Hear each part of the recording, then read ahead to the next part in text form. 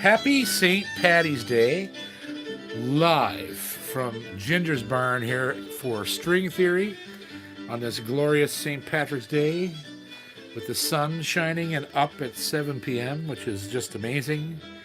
We haven't had that for months. And it's good to be here with you. Live. String Theory. Live. Live. Trust me, it's live.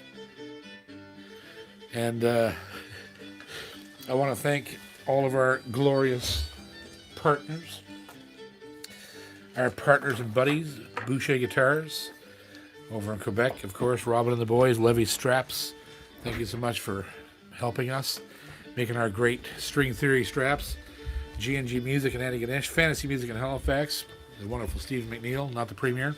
K&K Sound, best pickups in the world. Gallagher Guitars, Recording King Guitars, Alvarez Yeri, St. Louis Music, Chris Meikle, thank you, brother.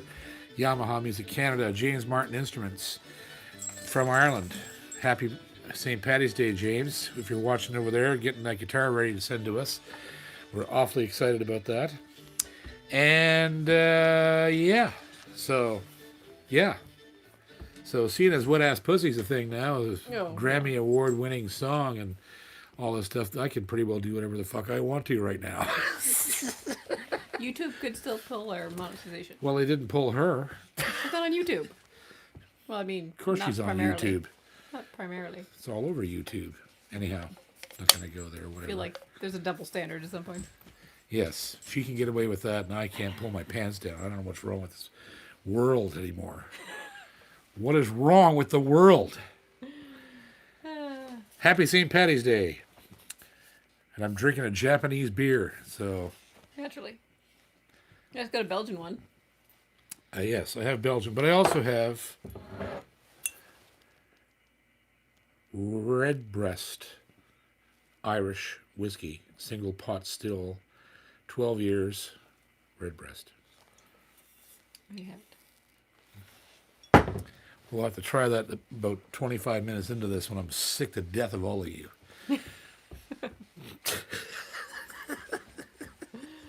Oh dear. Yeah, I'm gonna write a song next week called "Big Hard Cock." That's my next song. It'd be a hit. Please don't. Please. I'm out of control. Sorry, I've lost my mind. Okay, here we're no. She's. Please don't.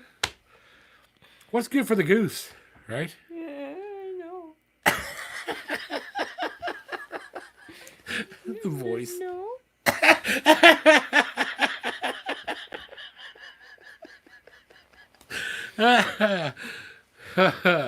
Ginger's even using proper mic technique now. I love yous all. I'm glad you're here with me. I'm sorry. It's one of those weeks. It's just one of those weeks. Ah, boy. I'll tell you. Rampage, if you will. On a rampage.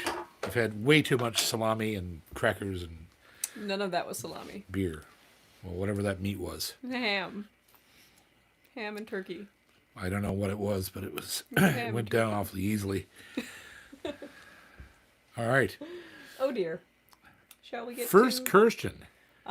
First one is a super chat from Nigel Gotro, Nigel Gotro. who just upgraded to Master Guitar Head. Sweet. Thanks, Nigel. And he wants to know... well, he just bought his dream guitar, Bourgeois Banjo Killer. And he wants to know if you've ever played one and your thoughts on Bourgeois guitars in general. I know Dana. I met Dana, almost 20 years ago. Probably around 20 years ago at a festival in Maine. And he's from Maine, I'm pretty sure, Dana. And he had his guitars there, and he had just... I think at that time he had just struck his deal with Ricky Skaggs and put out the Country Boy herringbone dreadnought model guitar. Yeah, and Dana Bourgeois is a genius guitar builder, just incredible, and a super nice man to boot.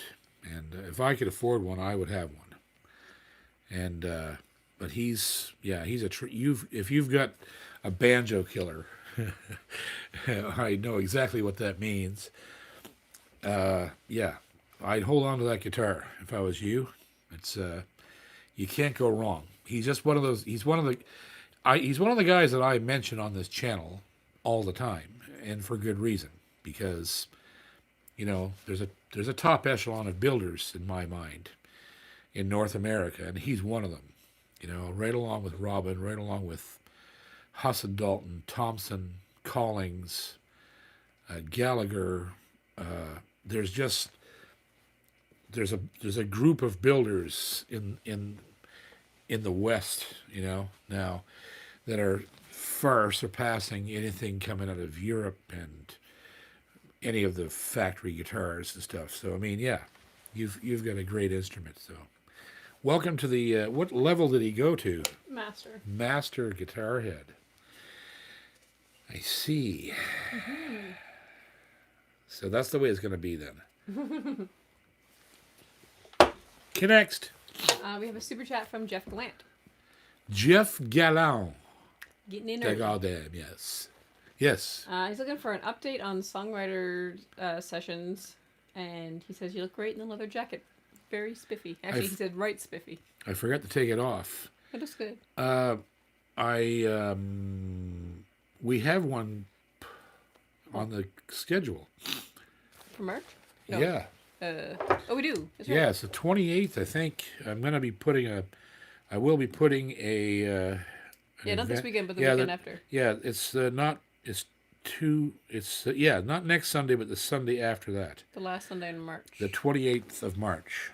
That's when it will be. We'll make an event about 10 days out from it. Well, we can't do that because it has to be private, so they don't see right. you. Yeah, you can't make an event, but that's when it's going to be.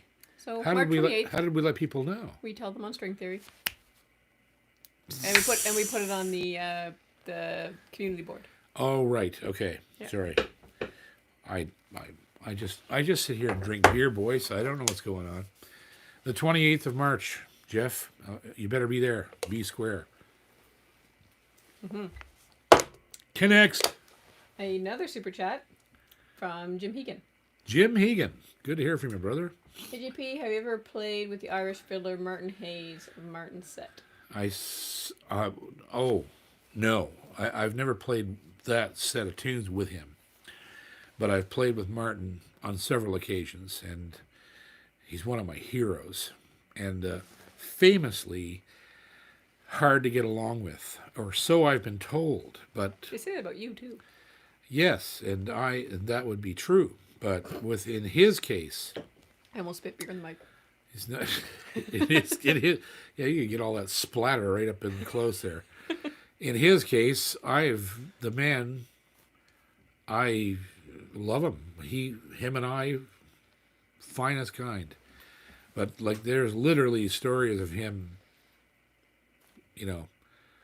taking people's guitars out of their hands and smashing them, and stuff like that. That's how bad it is.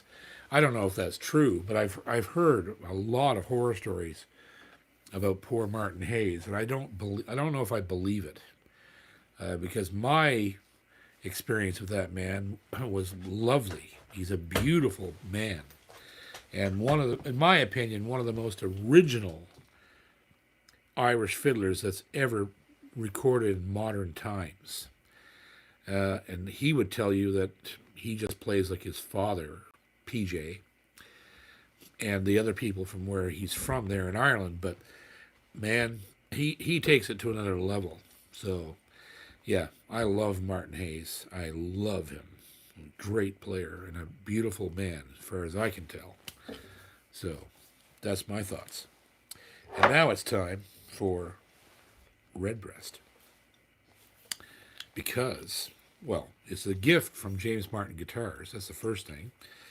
And it's St. Paddy's Day, so it would be improper to drink Highland single malt at this point. We've got to get over to Ireland, and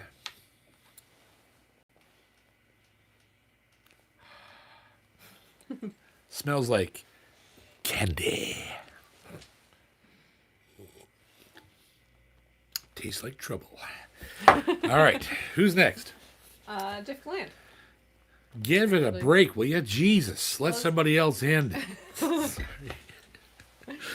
You're going to owe me so many beers, or vice versa, when I see you in PEI. I think you might owe him beers. Probably. I think that's how that works. I still love him. He says, big, luscious John. Big. That's you. I remember I said before the show started, what's going to happen tonight? I see where. where it's going already. Have you checked out Gordon Lightfoot's song In a Window Pane yet? Guitar challenge in making? Yeah, I know the song. I know the recording. I listened to it a little bit before the show started, just to brush up on the song, because it's as far as I know, it's only on that one recording, the Sunday concert live from Massey Hall. But I was trying to figure out what was the guitar challenge. If you're talking about what Red Shea did on it, I'm not even about to touch that. Red Shea was a genius. His guitar picking on that song is incredible. So yeah, Red Shea was one of my heroes. I've emulated that man for most of my life as a guitar player. I learned all those licks when I was a kid, because I had to, because I loved Lightfoot so much. And of course, when I made my Lightfoot tribute album, a lot of the songs that I did on that record, I tried to do as close as I could to what Gordy and Red Shea and John Stockfish on the bass played. It was very important to me because, in my opinion, that was the best string trio that I've ever heard in my whole life of any kind of music. Was Lightfoot, Red Shea on the 6 string, acoustic, and John Stockfish playing bass. Holy shit. Like, it was just, you can't top it. And those guys were so tight and so together and so, and Lightfoot even told me one time that they used to work songs for days, just work a song for days, 2 or 3 days, until they got what they felt was a good arrangement, and then they'd work it another 2 or 3 days until it was you couldn't see a single bit of light through the cracks, right? Like, and it shows on all the records, it shows in all the times that we were lucky enough to have those 3 individuals together, because Stockfish left Lightfoot in the early 70s to go play with Jim Croce, and then he went on there and on those records and just killed it there. And of course, Rick Clements. I think it's Rick. No, it's Terry Clements. Damn it. Terry Clements was the guitar player after Red Shea. The bass player is Rick. Oh, that's horrible. I should know this. I'm just having a brain fart tonight. But anyhow, the band that trio kind of disbanded around the time that Gordon's Gold came out, which was an interesting project because Lightfoot recorded it because he couldn't get his masters back from United Artists, and he couldn't get his royalties and all of these things, so he re-recorded all the biggest United Artists songs, and made changes in the lyrics so that they couldn't collect royalties on his songs. Like, it's an amazing story. But anyhow, Rick Haynes was the bass player. Terry Clements, who's passed away, on guitar. And so you've taken me down the rabbit hole, because that music is some of my favorite music of all time. Lightfoot is a god to me. So yeah, it was nice to actually hear that song. I had forgotten about it. He has so many great ones. So anyhow, that's my Lightfoot rant for the night. Thank you so much. There's another question somewhere about it, so we'll be back. Who's next? Caper Away. Caper Away. Good to see you back again. Week 5,900. Not quite. You skipped a few in the middle? Probably. Have you ever met or played with Steve Goodman? No. He died, I think, before I was up and around doing things. I'm pretty sure he passed on. I don't know when he died. It was quite early. I don't think he lived into the 90s, which is when I really started working around Nashville was about 91. So I think he was already gone then. But John Allen Cameron knew him well and told me a lot of stories about him. And he was a tremendously good man. Obviously a genius writer. Anybody who write The City of New Orleans is a genius writer. So there you go. There's that. Next. Caleb Hawkins. Caleb Hawkins. That's a name we don't know. No, we know that name. Good try, though. I don't remember anything. Are blue chip picks really worth the hype? Yes, they are. I've been using one for,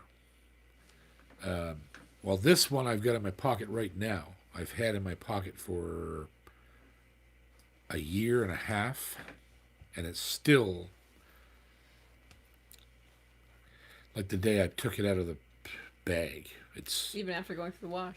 Yep, and other things like horrible things in my pocket for a year and a half, and dropped and scraped and heated up. You know, a leg heats it up in the summertime. It never bends or warps. It was $50, and it was worth every penny.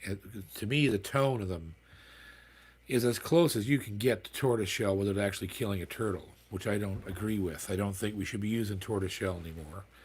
It's not necessary to kill those animals. It really isn't. And they're getting rarer and rarer as time goes on. And we don't need to use tortoise. It's a horrible thing to do to those animals. So you can imagine all those poor naked turtles wandering around with their shells and their little red long johns holding a lantern, walking through the night with no like shell. one of those, like the hobo pack with this. Yeah, with the bindle. That's the one. Yeah, they got a little bindle and their red long johns and no shell, and they're shivering in the cold. It's a very sad image. Seriously, don't kill turtles. It's not fair. They can't even run away. So, Kind of like you. pretty much.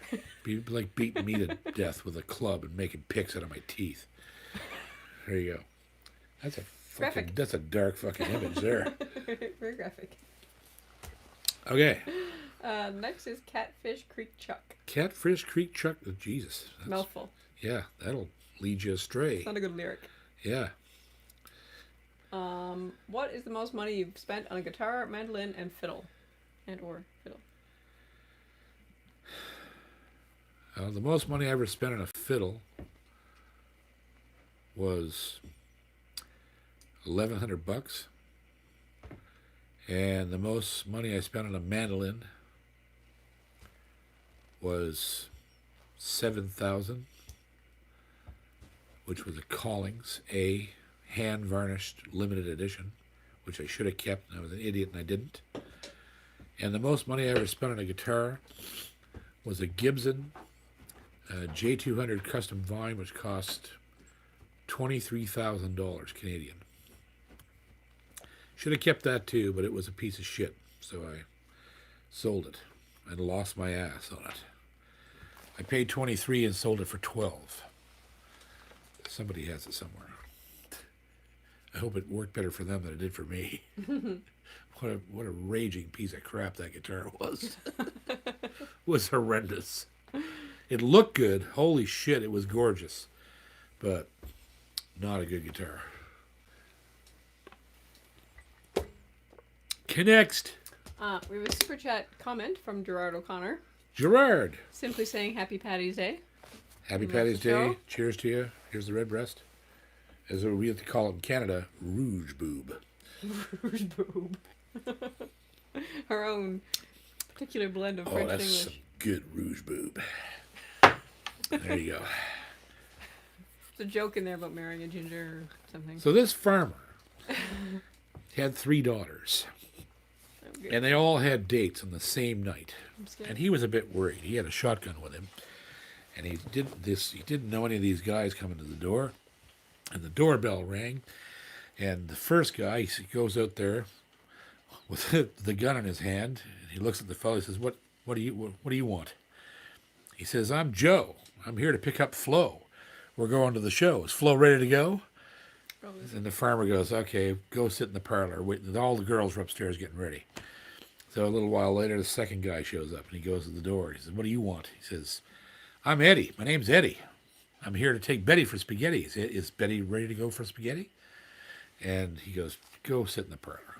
A little while later, the doorbell rings a third time. He goes out. He says, what do you want? He says, hey, my name is Buck. Bang! Sorry. Terrible. Yeah. My name's Buck. I think I've had too much rouge boob. Already. This is fun. Okay, dear. who's next? T-Bone. T-Bone, Burnett, Knott. Burnett. You've lost your mind. I have. JP, did you ever injure your hand or hands to the point it took you out of action? Do you peel potatoes? I'm assuming he means, have you ever cut yourself with a potato peeler? No. I've never hurt my hands purposely. Purposely. Well, I didn't mean it that way. What I meant to say was the opposite of that. I've never hurt my hands except on purpose once. When I opted to have double surgery for carpal tunnel on both hands simultaneously, which is not recommended because you can't actually wipe your ass with your both hands in casts. So I had to become highly proficient with a long stick and a roll of cottonelle. And Seriously? Oh yes. I would have thought like bidet. Yeah, I was even married, but she wouldn't wipe my ass. Well, she wouldn't wipe my ass if I was dying. But anyhow, so yeah, it was not recommended. The only other thing I ever did to myself was one time I was getting drunk.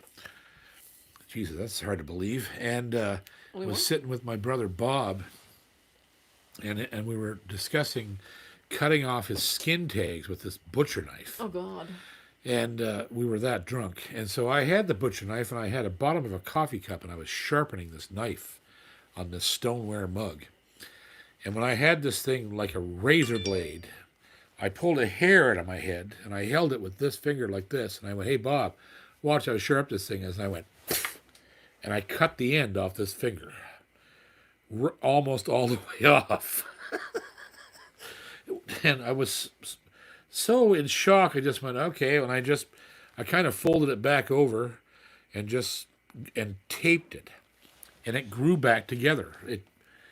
But I had to play a gig like that a few nights later. It was horrendous, but that's the only two things that I've ever had happen to my hands, thank God. One of them was unnecessary, and the other one was absolutely imperative if I was going to continue to play. So, yeah, here's to long sticks and cottonelle. Not where I expected that to end, but okay. Rouge boob. This has become a comedy show tonight, which is good. It's a good thing. It's nice to be funny. Next. I see super chats popping up there. Yes, Jeff has one. Oh, boy. I can tell by the sound of your voice, this is going to be a doozy. Yeah. Okay. Okay. Is it okay if I ask you about, I think this is a typo, but I think he means vagina corks and snake doo-doos? I don't know what he means. I don't know either. See you in that episode. Oh! What is that? Trailer Park Boys. Oh. Yeah. You'll have to go watch the podcast. Go online and search me with the Trailer Park Boys and the podcast thing they did. And there's a whole, Ricky went off in this giant thing about snake doo-doo? Yeah. Whether a snake had a penis and whether it was like a handbrake. Like you just put it out to stop. Like, oh my God. It was crazy. It was really funny. Crazy. Next. Wing for 48 also has a super chat. There you go. How you doing, boys and girls, or whoever you are over there? A jokey question. Yes. What will it take to reunite the Beatles? I don't know, but you know what? it's funny you should say that because I'm such a Beatles fan and I know for certain fact that the children of the Beatles are capable of putting together a band. And I would pay $1 million for a ticket to that show. If all of their kids, 4 of those kids, right?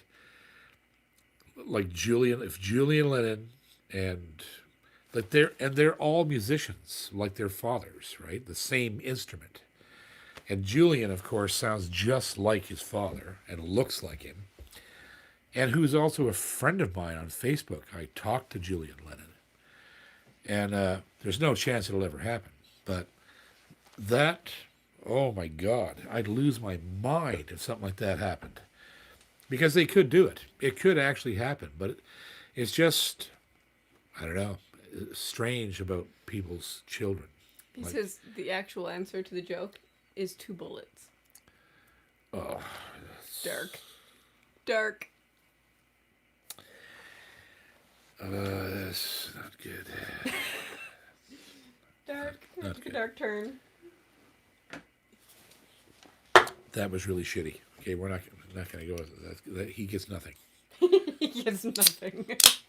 Is that guy's name? It's Wingfoot. Yeah, he's gone. You get nothing. Making fun of John Lennon. Okay, go ahead. Chris Walton. Chris Walton? Walton, yeah. Yeah. Cutaway or standard dreadnought? Your opinion. I don't know. I have both, and I love both. It's actually going to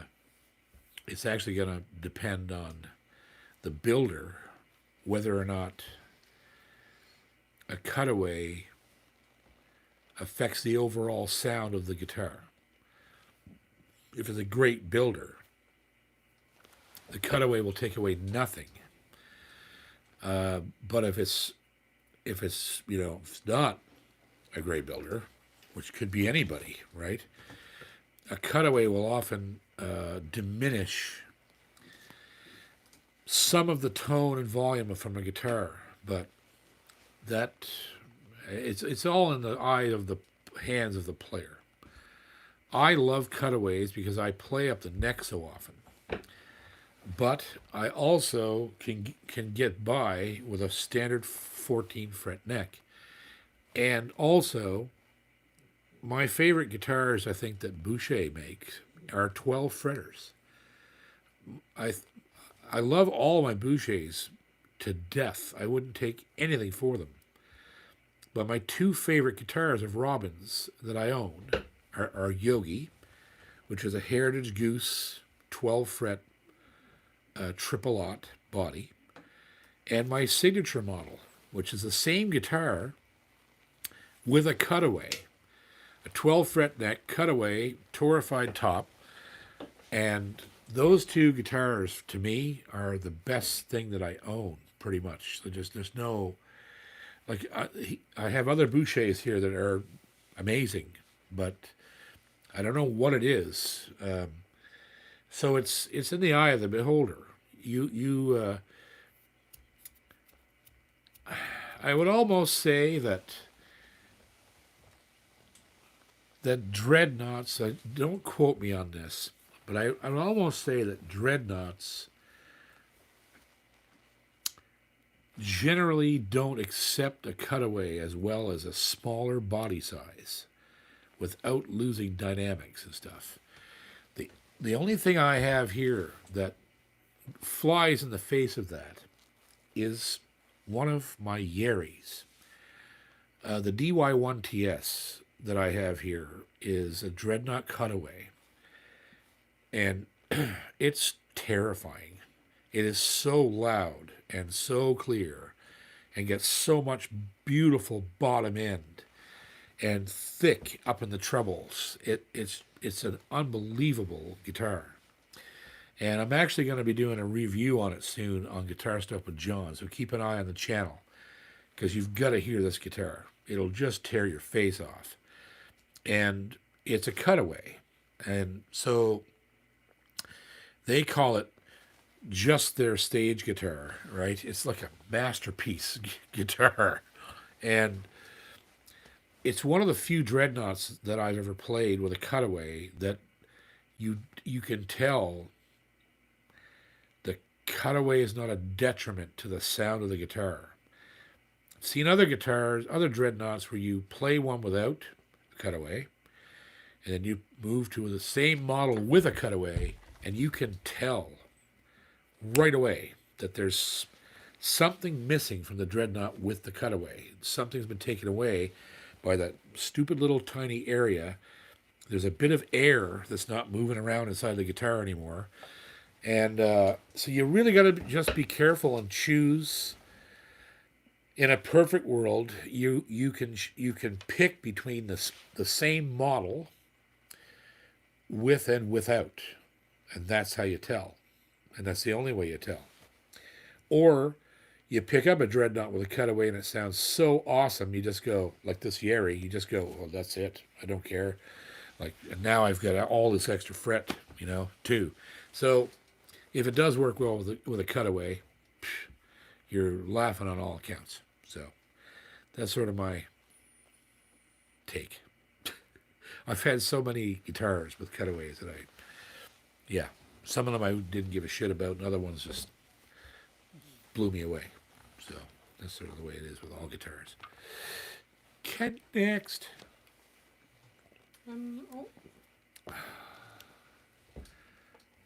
Ian.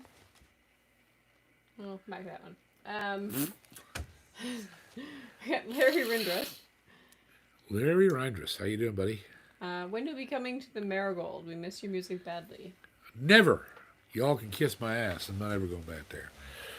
No, I'm only kidding. I don't know. We are seriously not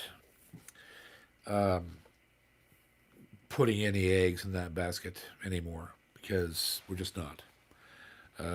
We've got so much to do here, and having so much fun with all of this that live performance for me is not a priority. And I definitely don't want to go into situations where, you go into a great theater like the Marigold and they can only put 100 people in there instead of 300. It's very disconcerting, right? That they're forced to, because of the pandemic, you just can't get the job done, right? And it's not fair. I'd rather be working online and doing things that keep my audience safe and myself safe. I'm not in my 30s anymore. I'm not at a dangerous age for COVID, but I'm also, you got to be cognizant of these things. And I'm pretty sure I already had COVID in February of last year, when it started in 2020. And if that was COVID, which I'm pretty damn sure it was, I don't want it again. It was terrifying. So, yeah, we're not really pushing too hard to get a ton of live work. When it's time to go back on the road, I will take, and those are the type of gigs I will take, because I love that theater, and I love the people in that town have been really good to me. And so there you go. That's the answer. You're just going to have to wait until everybody's safe. That's my main concern. I don't want to force the issue or put people in an uncomfortable position or any of those things. Because you start selling tickets to shows when, everybody's not vaccinated and all this stuff. And let's face it, some of my crowd are elderly, right? They're not going to want to go out and... They'll be the first to be vaccinated. Well, maybe, unless they're in that weird limbo zone of 55 to 65, which doesn't seem to be getting much attention right now. But there you go. So it's just, we're just going to wait and see what happens, and hopefully we'll be back with you soon. That's all I can tell you, and I love you. Thanks. Thanks for being here every week almost, too, Larry. It's awesome to have you here.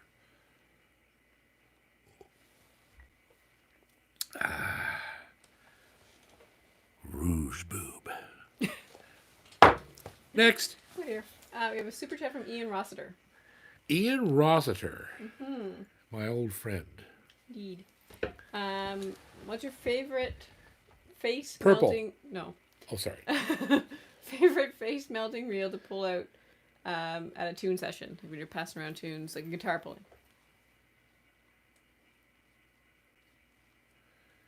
I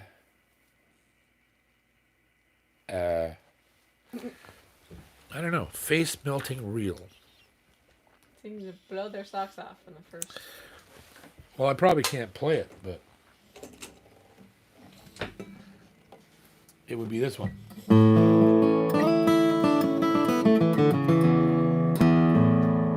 And of course, it's a J. Scott Skinner tune.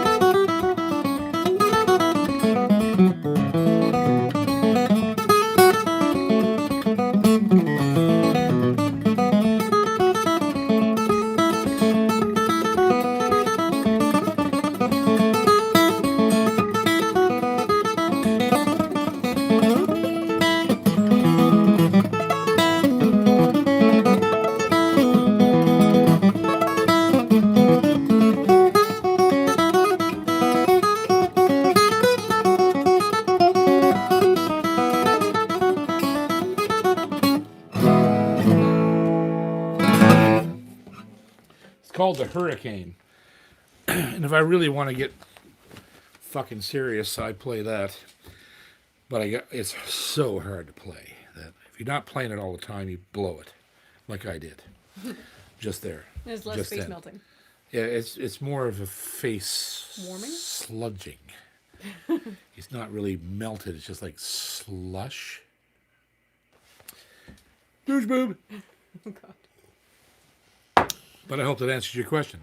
Poorly. There you go. All right. This one's from JB123454. Blah, blah, blah, blah, blah. I don't know YouTube names. Who knows? You might have already answered this a little bit, but I probably did. either way, how and when did you meet Gordon Lightfoot? Any cool stories?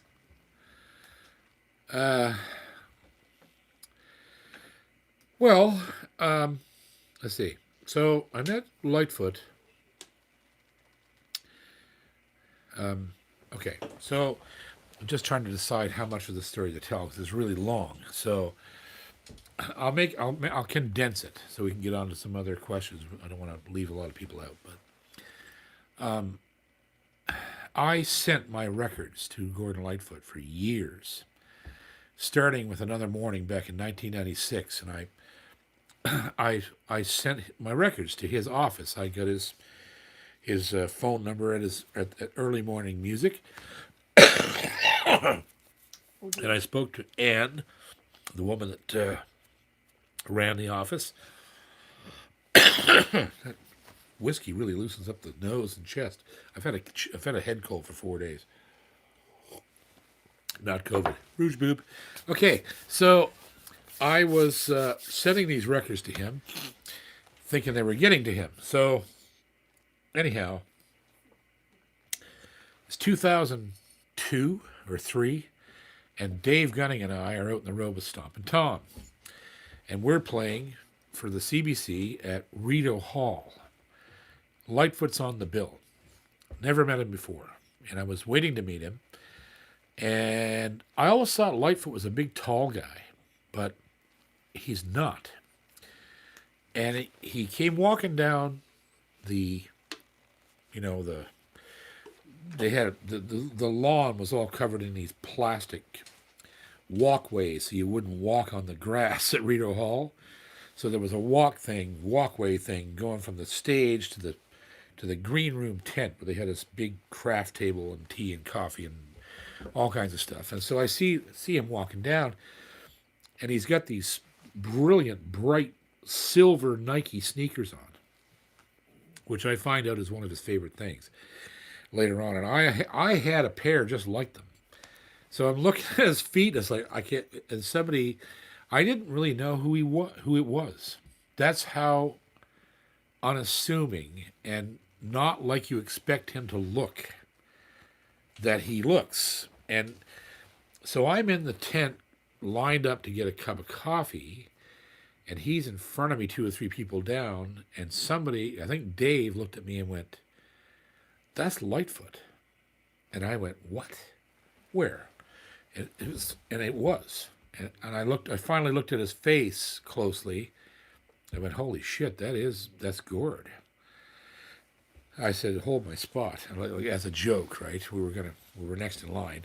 I didn't rush, but I sauntered down to the front of the line where he was preparing his tea, and I said, "Hey, Gord, it's J.P. Cormier." And he turned around and said, "Oh," he said, "how you doing?" I said, "I'm here playing with Tom," and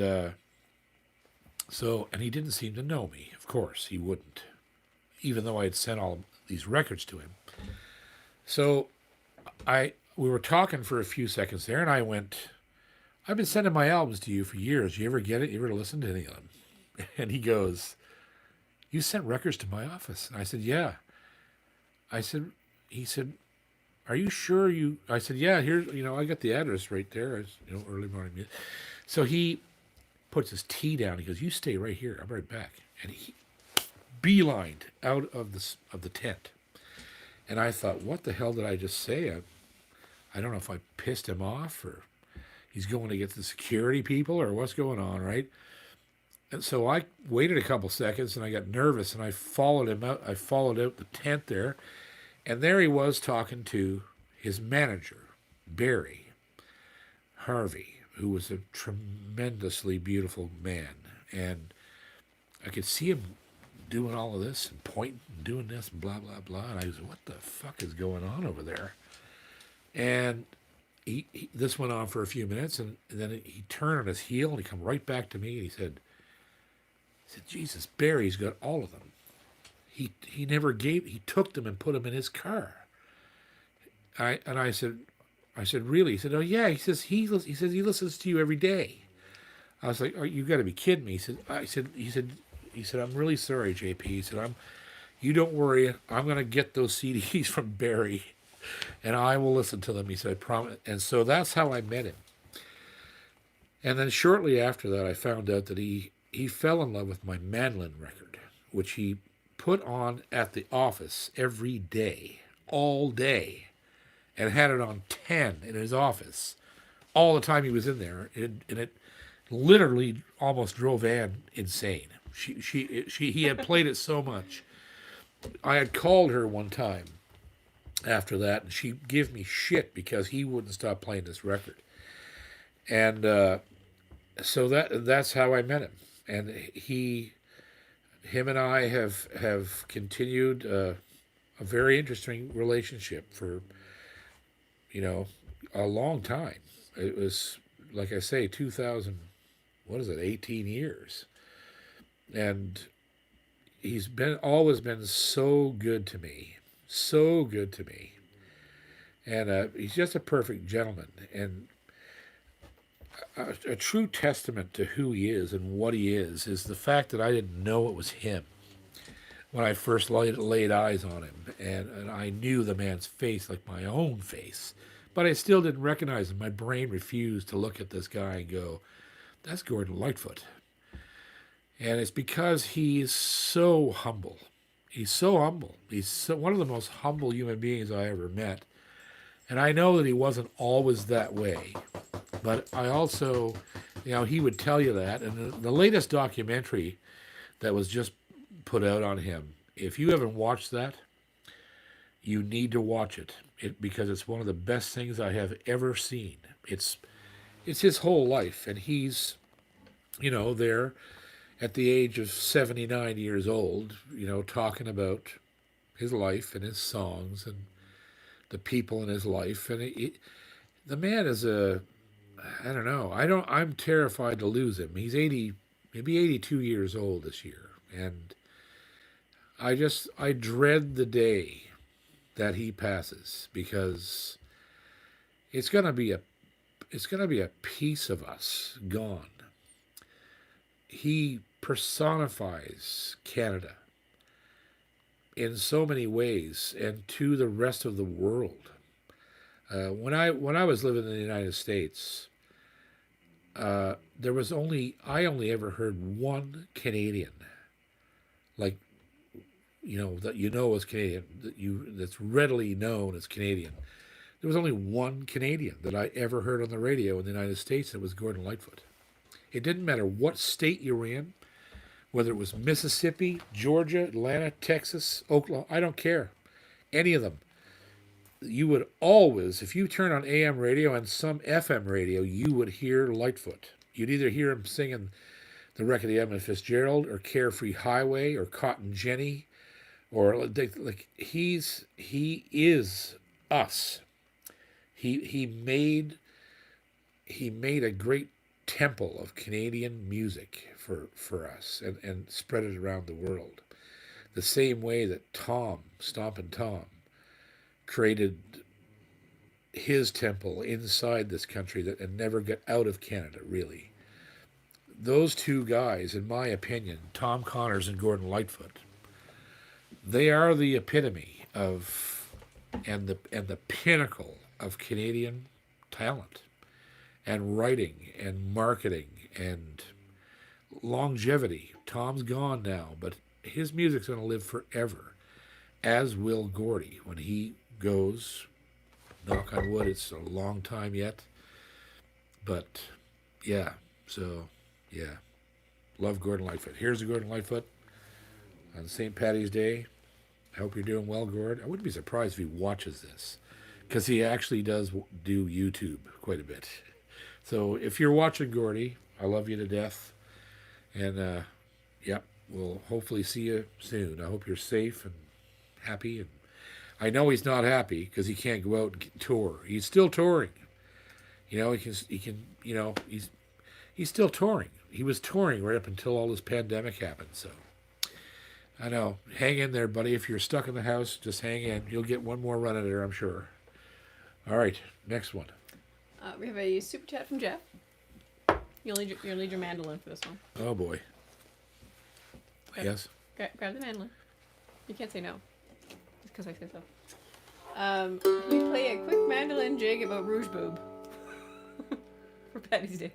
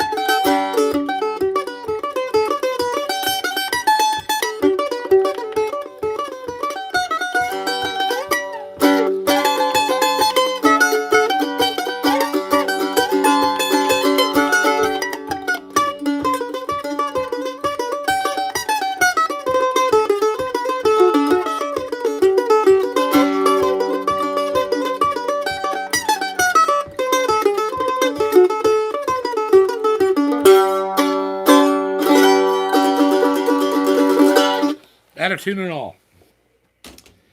That's known as Jimmy McKinnon from Rouge Boob Creek. Rouge Boob Creek. It's actually Jimmy McKinnon from Spelt Brook. This addresses another question coming up. What's the thing on the back of your mandolin?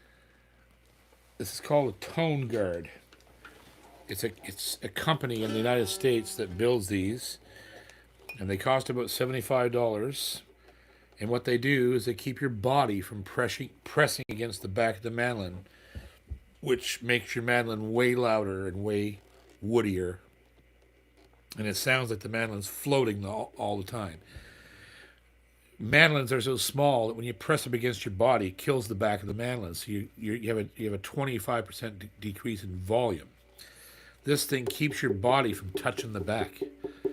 So I suggest these to every living human being mandolin player. You know who gave me this one?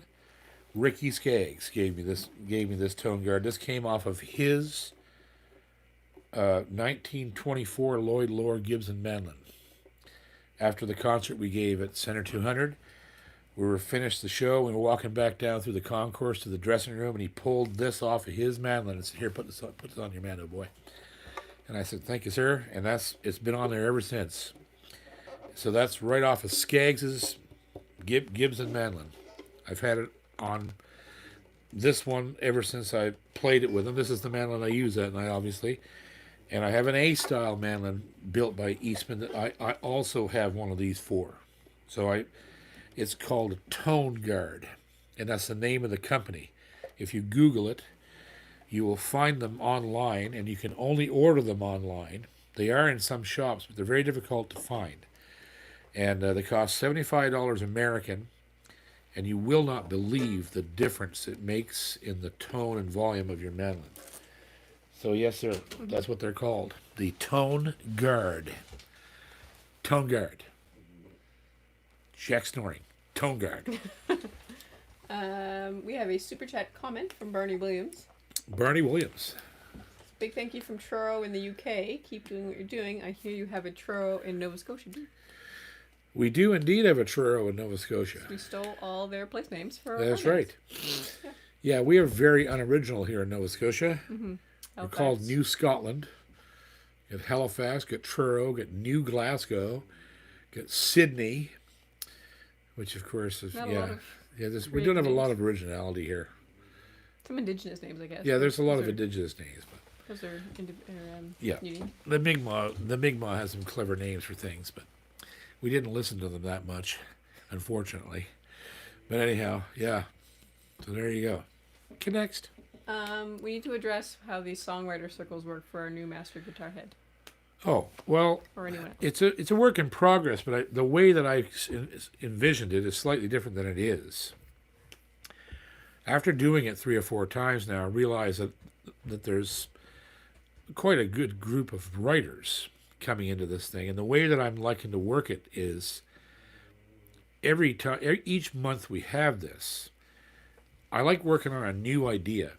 And what we do is we all throw our ideas right there. I'm reading the comments and writing all this shit down, and I'm writing, I'm picking out what I like the best and writing the song. And we've never really finished a song, and I don't want to finish a song because I think the exercise is more valuable if we go through the process of building the song, and I describe how I'm seeing it and writing it, and then when it's over, each writer takes that information back in their room and writes their own version of the song.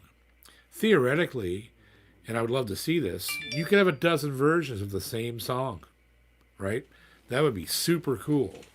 At some point down the line, maybe a year down the line, if somehow we might have the technology then to do it, is to have some sort of an online thing where we can actually hear other people doing things, audio.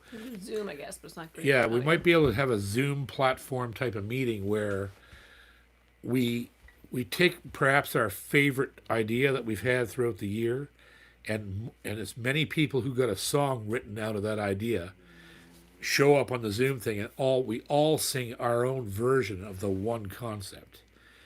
That, to me, is more valuable than finishing a song and putting it in stone. This is the song. That's not why we do this. We do it in hopes that the way that I write will help you be a better writer. And also, I'm getting a lot of it too because there's great writers showing up to this thing, so I'm actually getting ideas, and that's what writing is about. And collaboration is the best way to write.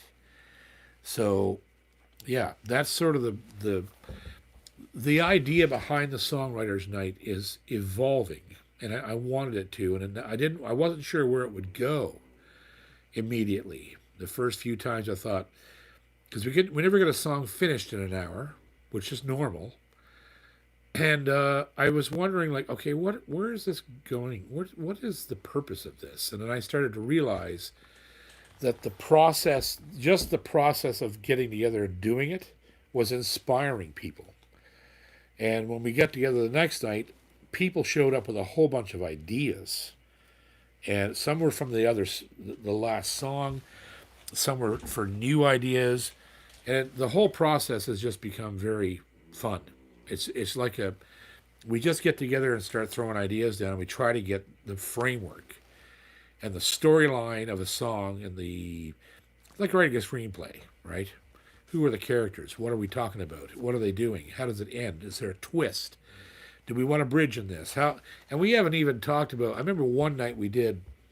I talked about because I was laid up with my fucking leg, couldn't get out of the house, and I ended up doing a songwriters shop basically about guitar playing and the what the options are for melody and chord structure. And I took apart some Lightfoot stuff, and I took apart some, I may do that again. I may do one where it's like, okay, let's write a verse, and let me sit here with the guitar, and I'll give you an example of maybe 3 different options I might go for the music for this lyric. And should we write lyrics that are less words with longer melody, or longer lyrics that are all melody? You know what I mean? Like where there's a note for every syllable. Or do you write words that you can sing for a long time and have your melody be a measure long or 2 measures long, but with very few lyrics? Like there's all these choices, right? And I think that's where the song circle, the song workshop ideas is going. Is trying to express all those different ideas. It's fun. Also important, which might be what his question was about, was logistically, how does he get on to the songs session? We put the link in the community page. We share it only with the master guitar heads. And then from the community page, you have to click on the link and join the video, because it's master guitar heads only. We can't create a stream normally. So you have to click on the link from the community page. Check a couple days before the songwriter session is supposed to happen. So maybe on Friday, next Friday. We should have the link posted by then. And then on the Sunday evening, click on the link and we should be there. Cool. And our question tonight, seeing as we've talked about Lightfoot so much, we're going to do an interesting question. So the prize tonight, of course, is the normal prize for fantasy music, which is it's a set of Elixir strings and a Yamaha Red Label T-shirt. They're so cool. You'll get that from Fantasy Music. And our other winner will win the G&G package, which is a Levy's leather custom strap with string theory embossed on the end. Beautiful little black leather strap. And a set of strings and a winder, perhaps, if Glenn wants to throw it in there. And then also, there's a grand prize coming up where there's going to be about a dozen of you in this, or maybe 14. We're going to draw from the last, these 12 dozen to 14 people, and there's going to be a grand prize from G&G Music, which is a Recording King parlor guitar, Dirty 30s, oh, they're beautiful little things, and a $400 coupon off a Boucher purchase, if that's what you so desire. And so, yeah, that's coming up. So the winners tonight will be entered in that draw. So the question tonight is,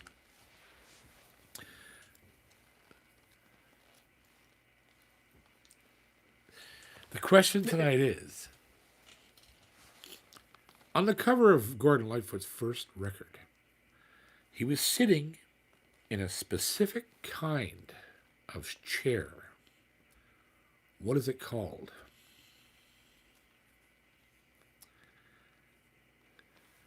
This is difficult. Play us some waiting music.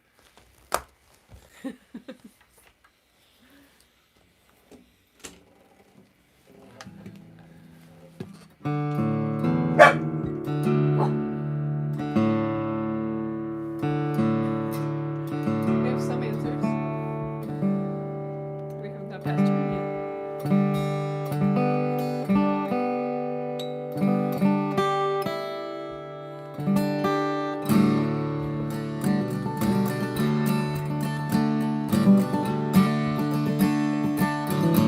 Beanbag?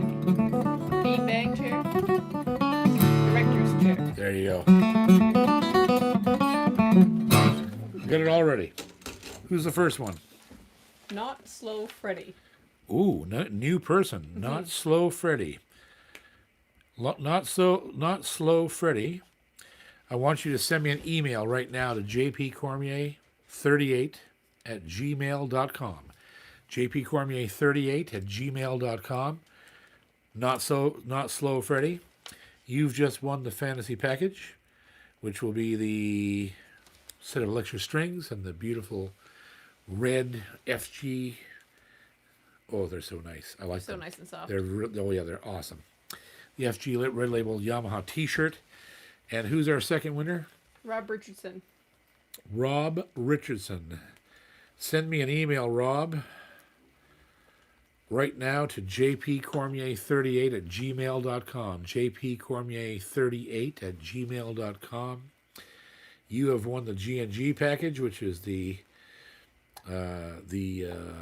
Elixir strings and the String 3 strap. And both of you are entered in the G&G Grand Prize draw, which will occur now. 1, 2, 3. I think we're going to be only one more week. After next week. So So one more week, and then after that, it'll be the draw. So there you go. There's String Theory again for the 17th of March, 2020 friggin' 1. March On- never ended. On St. Patty's Day, the weather was beautiful today. It was 100 degrees below zero when I got up and went swiftly to +9. It was like -5 in the morning. Woohoo! It was really cold. -5. Rouge boob. Love yous all. We'll see you next Wednesday night. If you love this channel, you like what you see, and you haven't subscribed, please subscribe. Tell people about us. Get your friends to watch. Even if they don't want to watch, it doesn't take any time or money for them to subscribe to the channel. Help me I need to break 20,000 people this year. That's our goal. We're up almost 13,000 now. Shouldn't be trouble to get another 7,000. So do that for us. It's free. Doesn't cost a dime. If you want to join our private membership, hit the join button. You can become a guitar head at any level you may choose to do so. We love you. We'll see you next week. And the music is gone. There you go. See you next week.